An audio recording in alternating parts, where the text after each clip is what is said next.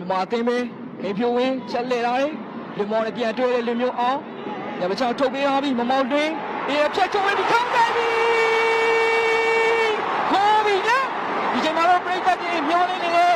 ခြေပေါက်ကိုတော့ဒီနေ့အသင်းရဲ့တိုက်စစ်ပိုင်းမှာပွဲထွက်ပေါ်လာခဲ့တာပါ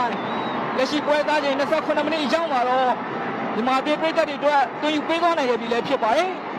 ဒီချိန်မှာတော့မမောင်တွင်းရဲ့အသေးသက်ဆုံးပေးဖို့လက်ကြပြီကျဲဦးလာပါတေးပဲပြောပြမရှိတော့ကောင်းလာတဲ့အသင်းကောင်းဆောင်မမောင်တွင်ရဲ့တွင်းကိုဗျာတကယ်ကိုအားစရာကောင်းတဲ့အခက်အခဲတစ်ခုပါဒီနေ့တစ်ခုကနေအသင်းကောင်းဆောင်လက်ပတ်ကိုလွှဲပြောင်းရောက်ထားခဲ့တဲ့မမောင်တွင်ဒီချိန်မှာတော့သူ့ရဲ့အကောင်းဆုံးပြန်ရက်တဲ့ပရိသတ်တွေကိုပျော်ရွှင်အောင်ဘယ်ကစားသမားအမြန်ဆွမ်းဆောင်ပေးသွားနိုင်မလဲစောင့်ကြည့်ရမလဲဆိုအခြေအနေမှာဒီချိန်မှာတော့အသင်းကောင်းဆောင်မမောင်တွင်ပရိသတ်တွေရဲ့ပျော်ရွှင်မှုရရှိဒီချိန်မမောင်တွင်ရဲ့ ညာကြီးအဝေးကန်ချက်တော်တော်ကောင်းမွန်ခဲ့တာဖြစ်ပါတယ်ဟုတ်ကဲ့ရဲ့လက်ပြပေါ်ပေးဖို့မှုကနေ